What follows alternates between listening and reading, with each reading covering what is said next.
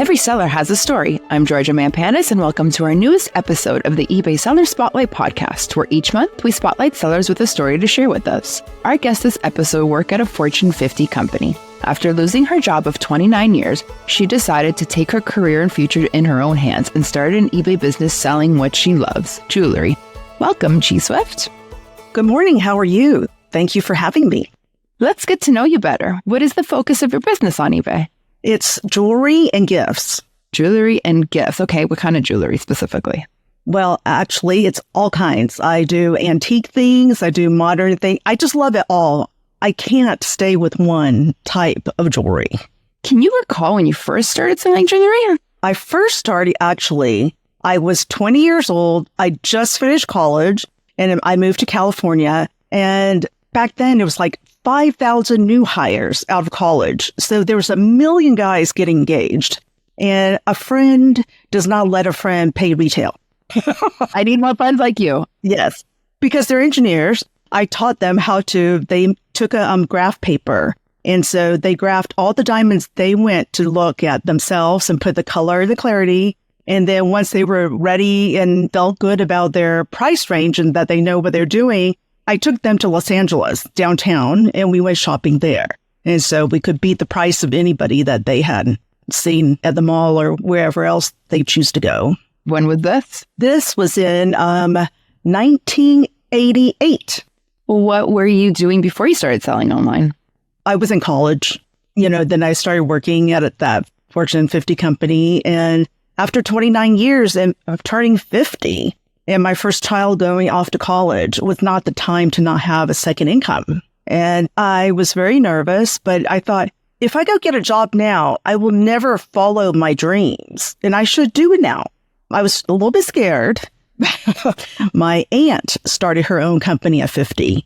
And I just felt like that was the magic age. Ever since I was a little girl, I thought, wow, I want to do that. So I started selling on eBay in 99 when I was pregnant with my first one.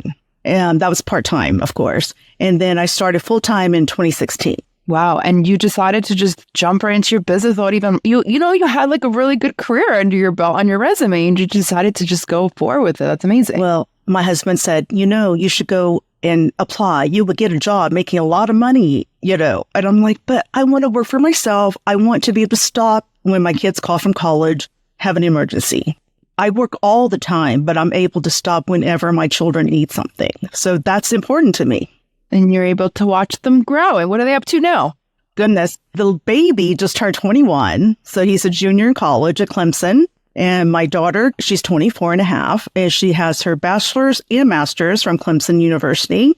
And she's been working for Owens Corning for almost a year and a half now in Atlanta, Georgia. So she's away from you. Yes. She says she's never moving back to South Carolina. I mean, listen, I'm a big fan of Atlanta, so I don't blame her. I wouldn't move home either. But you know how Pink Panther is the symbol that the Owens Corning uses? When she first got the job, I bought myself a Pink Panther pendant. And the next time I saw her, she's looking at my neck. And she doesn't want to say anything. And then she's looking on my neck. And I'm like, yes, honey, I did. I bought a Pink Panther. So you're representing her. So to me, all my pieces mean something. Yeah, that's wonderful. You did mention you worked at a Fortune 50 company. Did your experience that help you when you started your own jewelry business? Sure, because it really helped me learn to be a team player and talk to different people with different backgrounds and work together.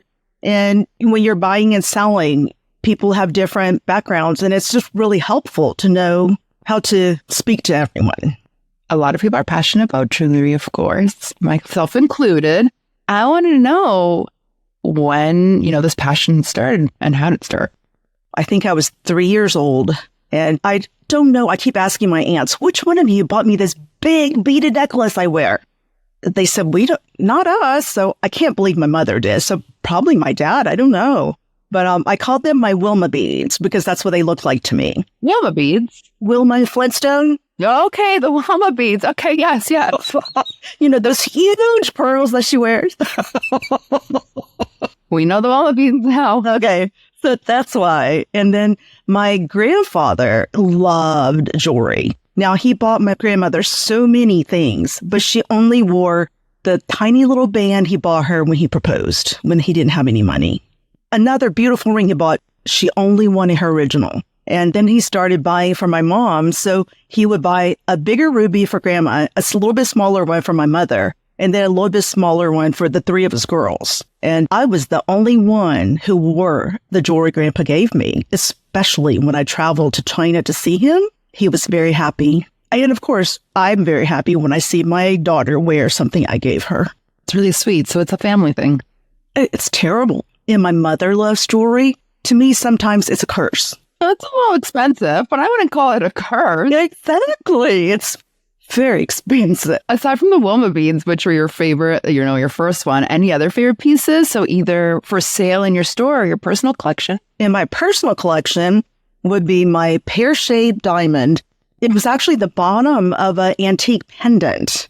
So it's a pear-shaped haloed by baguettes going around. They had taken that off and just made it into a ring. That's my favorite thing that I love. I never had a ring that could wear all the time that was comfortable. I wear that all the time and I just love it. Are you wearing it right now? Yes, I am. Oh, you are. Of course. Sorry, can't help myself. Yeah. No, it's great. So I did mention, I did creep your store and you do have some really unique pieces. One thing that stood out to me that I really loved and thought was kind of random was the shell oil signet ring. So my question to you is, where do you find these? Where did you find that? I buy little antique pins or earrings, and then I have the back clipped and soldered onto a ring. Oh, so it's like a one of one. You created it, kind of. Yes. So I have my bench jeweler make it for me. But, it started with colleges, besides my children's college, my alma mater, and then, it just grew bigger. Every time one of my nephews or nieces went to college, I had to go buy some things from their school. And then all of a sudden I thought, people are proud of working for their companies. And so the college thing went to a corporation thing. So I just like different unique items. Maybe somebody couldn't afford to buy a college ring when they were in college. I have several Clemson things, one with a little paw and one with a little tiger. So it's just something different. Just yesterday, I sold a Harvard ring and a Princeton ring. So, you're creative. You should make your own jewelry line. Actually, I do have my own line. I just have not publicized it. But if you go into my store and you type in Moi et Toi, MOI space ET space TOI, it's the old French word for me and you. So there are 2 stones in each ring. I usually use a gemstone and then a diamond. And I don't just buy any gemstone, put them together. I have collected them from years of searching. So I have the best color spinel, the best color ruby, the best color sapphires. And depending on the cut, I match the shape of a diamond to it. And I like the satin finish. So I always satin finish. And yeah, I just haven't figured out how to go about, I've sold a couple on eBay. I'm not a business person, but I will say from experience, and I am a millennial, start with social. Make your own social channel. Hello. My son, who's 21, says, Mom, please don't. Never mind that. Don't take my advice on his Bible. Yeah, I think I would embarrass him. Because during COVID, people were selling on Instagram and on Facebook. And I told him, I'm going to buy some equipment. I'm going to start doing that. And he said, Mom, really? No, you can't. Well, I really need you to get out there because, you have a talent. So I can't wait to follow up with you in a few years and I hope you make it big. Thank you. But you know what? I don't need to be big. I just want to spread joy by one gem at a time. And, I want people to feel good about themselves, feel pretty. It's not about making money. It's about sharing my gift. Your passion. And that's amazing. And I can tell just by the way you speak. So do you have a memorable sale? Oh, yes. One time, someone messaged me on eBay and said, I've been watching that emerald ring. And I said, oh, I really love that. I think it was a really old vintage Tiffany one. The stone was small, but it was really different and beautiful. And he said, I know my girlfriend wants this for her engagement ring, but I just can't afford it. And I've been watching you for a year. And I said, what's your budget? And he gave me a number. And I said, you know what? I don't mind taking a loss. If you no, this is the ring for her. People should not, in my feelings, that people should not keep money from getting engaged. I don't have the money saved up. We could say that about, I don't have the money to have children. I don't have the money to, you can't, I can find you something beautiful at any price point too. And I love to help my children's friends when they buy their engagement rings or, Christmas gifts. And I love that because the kids, they don't know how to shop and be able to. They would spend more on costume jewelry than what I would charge for something lovely and real. Well, I'm going to send my future husband to you to buy an engagement ring whenever that time comes. I get that a lot. Coming your way. Okay. What would be your advice for someone who wants to turn their hobby into a business? Well, the hobby is the passion part, but then you absolutely need to have an inspiration of why you want to do it. When I started, it was pay for my children's tuition. And then it became spreading joy. It has to be something greater than that person. And it can't be just money. Nothing is successful if you're chasing the dollar. You have to actually believe in what you do, whatever that may be. That's a great piece of advice. Gee, tell us, where can listeners find you in your store online? Only on eBay. Yay! I love that. Only on eBay. Yes. And you're going to die laughing. I actually have a chilingems.com, but when you click shop, it directs you to eBay.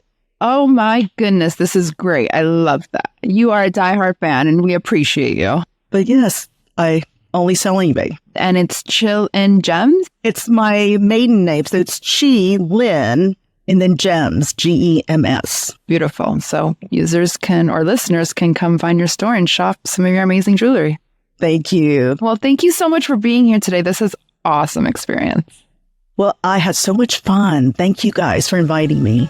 Chi Swift sells on eBay under the store name Chi Lynn Gems. Looking for a gift for that special someone or something nice for yourself? Then shop her store for unique jewelry pieces today. We hope you'll join us on our next episode, where we'll shine the spotlight on another seller with an amazing story to share. I'm your host, Georgia Mampanis. Jim Griffith is our editor-in-chief. The eBay Seller Spotlight podcast is produced by Libsyn and Podcast 411.